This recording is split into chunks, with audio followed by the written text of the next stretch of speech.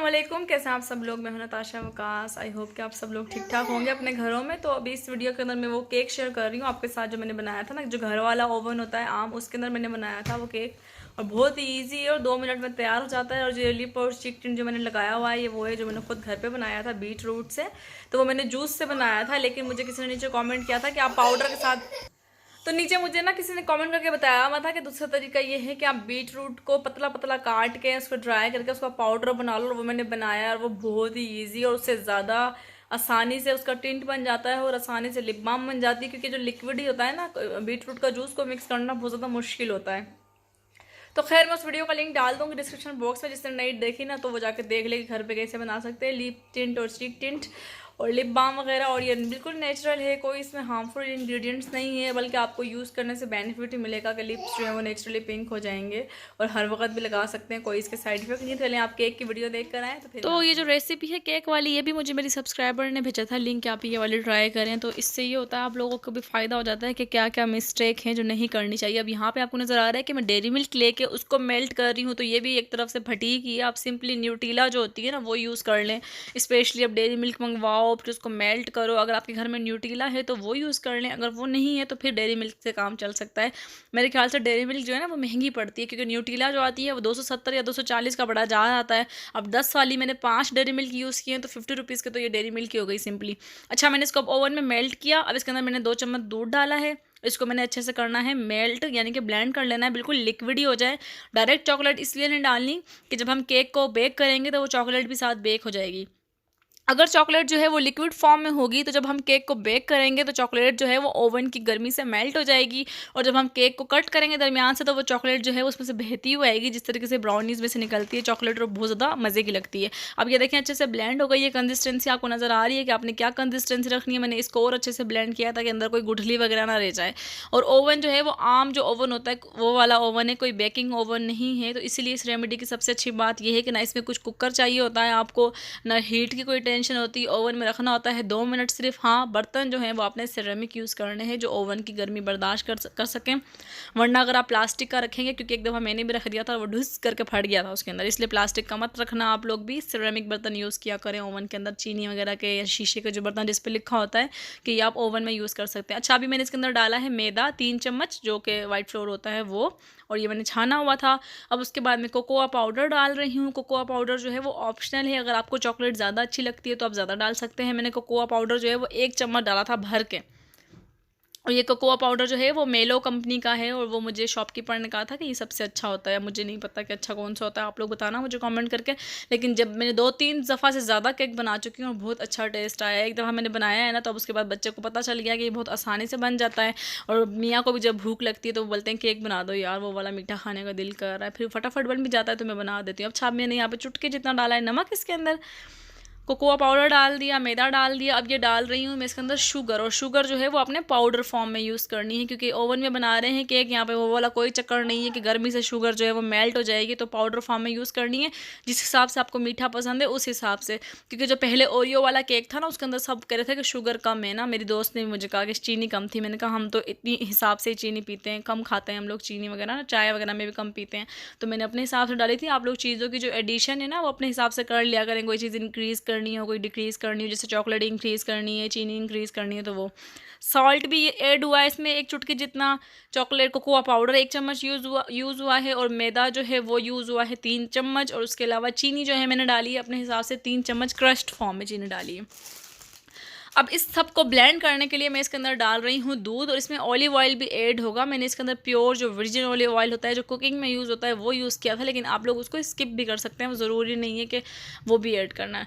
तो इसके अंदर मैंने ऑलिव ऑयल जो है वो आधा से भी थोड़ा सा चम्मच यूज़ किया था। अब उसके बाद और आपने सब चीज़ों को जो है वो बार बार मिक्स करना है। बार बार मिक्स करने का मतलब ये आप लोग पाउडर वगैरह सब बार बार मिक्स करेंगे। अगर आप डायरेक्ट वगैरह सब चीज़ें डाल दी और दूध भी डाल दिया और फिर अगर आपने मिक्स किया तो फिर आपका जो केक है ना उसके अंदर फुटकियाँ फुटकियाँ सी बन जाएंगी, गुठलियाँ जो होती हैं वो। और जब आप उसको बेक करेंगे तो जब आप उसको काटेंगे तो उसके अंदर वो मैदे की जो गुठलियाँ आपके मुँह में आएंगी और सारा केक ख़राब हो जाएगा। अब यहाँ पर मैं दूध डालूंगी 5 चम्मच, आप लोग अपने हिसाब से डाल सकते हैं। ये जो सारी चीज़ें हैं ना इनको मिला के जो केक का जो बनेगा ना फॉर्मूला, वो केक का जो तीसरा हिस्सा होता है, सॉरी कप का जो तीसरा हिस्सा होता है ना उतना फार्मूला बनेगा, और जब हम इसको बेक करेंगे तो ये केक जो है वो कप के जितना बन जाएगा फूल के, और सिर्फ 2 मिनट लगाना है ओवन में और ये रेडी हो जाएगा। मैंने दूध भी डाल दिया इसके अंदर, ऑलिव ऑयल भी डाल दिया, सब कुछ डाल दिया। अब मैं इसको अच्छे से कर रही हूँ मिक्स। जब अच्छे से मिक्स हो जाएगा तो जो रहा हुआ होगा स्पून में तो वो भी मैं निकाल लूँगी चम्मच से, ताकि ज़ाया ना हो, वो भी इसके अंदर चला जाए। एक तो बहुत थोड़ा सा मैंने इसलिए बनाया था कि आप इसकी क्वांटिटी ज़्यादा भी कर सकते हैं, कि फ़र्स्ट टाइम बना रही थी, रिस्क ज़ाया ना हो, चीज़ फेंकनी पड़े, मुझे ये बहुत ज़्यादा दुख लगता है। तो मैं इस वजह से बहुत कम चीज़ें यूज़ करती हूँ। आपने देखा होगा जब मैं क्रीम्स वगैरह या टोनर भी जब मैं आपके साथ शेयर करती हूँ, या लिप बाम हो गई, इतना बनाती हूँ कि वो मेरा हफ्ते में ख़त्म हो जाए बस।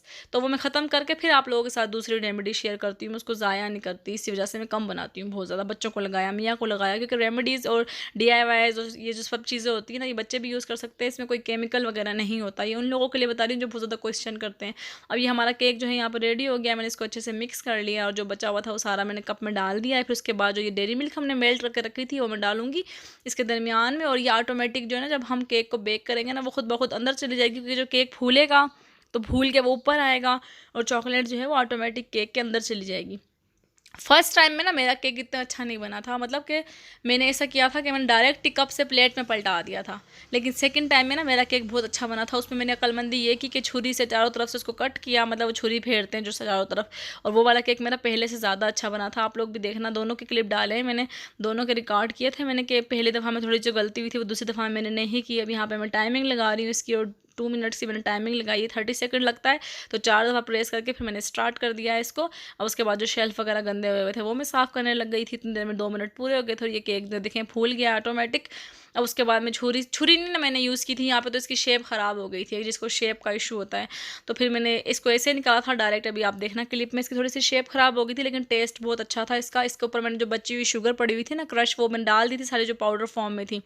और उसके अलावा मैंने इसके ऊपर डेयरी मिल्क अलग से भी वर्क करके रखी हुई थी, जो मैंने पिछली वीडियो में बताया था आप लोगों को, जो पील करके रखते हैं पीलर की मदद से, तो वो बड़ी मज़े की लगती है ऊपर ना डेकोरेशन के लिए, तो वो मैंने डाल दी थी इसके ऊपर। और मैंने जो ये वाला केक है ना वो ठंडा करके खा के चेक ही नहीं किया, क्योंकि जैसे ही मैं बना के लेके जाती हूँ ना, गरम गरम टेस्ट अच्छा होता है, तो बच्चे भी शौक से खा लेते हैं, और वकास भी शौक से खा लेते हैं, और मैं भी खा लेती हूँ शौक से। बहुत मज़े का लग रहा होता है, जैसे ब्राउनीज़ खाते हैं हम, धुआं निकल रहा होता है उसमें से, और कट करो तो दरमियान से चॉकलेट निकल रही होती है, सेम वैसे ही। अब यहाँ पे मैं डेयरी मिल्क खोल के उसको पील करने लगी हूँ उसकी मदद से, पीलर की मदद से, ऊपर डेकोरेशन के लिए, जब तक लुक अच्छी ना हो ना, क्योंकि मेरे मियाँ तो इतनी नुक्ताचीनी करते हैं, कोई ना कोई मसला ज़रूर निकाल लेते हैं चीज़ के अंदर से। अभी भी देखना, जब मैं उनको केक खिलाऊंगी तो पिछले वाले केक कह रहे थे ना बेकिंग पाउडर ज़्यादा था, तो अभी मैं खिलाऊंगी ना तो कहेंगे हाँ पहले वाला केक तो अच्छा नहीं था, तो ये अच्छा था। मतलब उसका भी ज़रूर बताएंगे कि वो अच्छा नहीं बना था या उसमें कुछ मसला था। भूलते नहीं है कभी बातें सुनाना।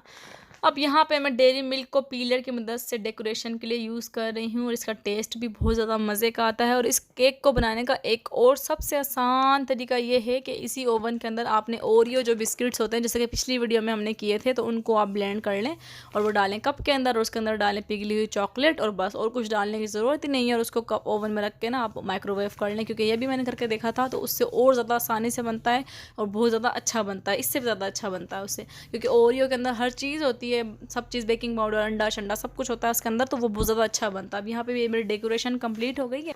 अभी मैं इसको वकास के पास लेके जा रही हूँ, और जो वो ओरियो वाली रेमेडी है ना, उसके अंदर सिर्फ आपने शुगर ऐड करनी है, वरना वो आप लोगों के हिसाब से फीका होगा। तभी आगे का क्लिप देखें। क्या बात है, मतलब रोज़ कुछ ना कुछ ट्राई करके वकास को खिलाना, एक्सपेरिमेंट आपके ऊपर है सारे।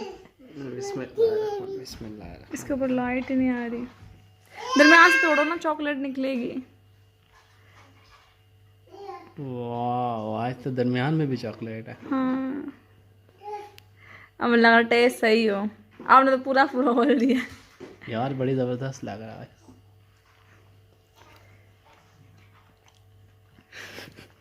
नहीं सही बना, उस दिन सही नहीं बना, आज तो बहुत अच्छा बना। उस दिन नहीं सही बना था, मतलब कि उस दिन के मुकाबले में आज बहुत अच्छा। Thank you. बीच में भी चॉकलेट है आज तो। मुझे भी खिलाया। गरम तो नहीं है? नहीं, बहुत अच्छा बना आज। आप बताओ। ये जो लास्ट में क्लिप है ना, ये वो दूसरा केक था, तो मैंने वो भी रिकॉर्ड कर लिया था क्योंकि उसी दिन ही बनाया था। उस दिन मैंने 3 दफ़ा केक बनाया था ये वाला सेम बच्चों के लिए। तो फिर देखें अब ये वाला केक पहले से ज़्यादा अच्छा, पहले से ज़्यादा सॉफ्ट और पहले से ज़्यादा शेप में आएगा, क्योंकि मैंने छुरी चारों तरफ फेरी थी कप के, फिर मैंने इसको निकाला था जो मेरे से मिस्टेक हुई थी। तो अब आप देखें आपके सामने, मैं इसको आपको कट करके भी दिखा रही हूँ कि ये ऐसा था। तो ये थी आज की वीडियो, आई होप कि आपको अच्छी लगी होगी। अब आप लोग घर पर ट्राई करना, अच्छे अच्छे से डेकोरेशन करना, जैसे पिछले केक की थी और मुझे टेक किया था, सेम वैसे मुझे इंस्टा पर टेक करना। मिलेंगे नेक्स्ट वीडियो में, तब तक रखिएगा अपना ढेर सारा ख्याल। अल्लाह हाफिज़।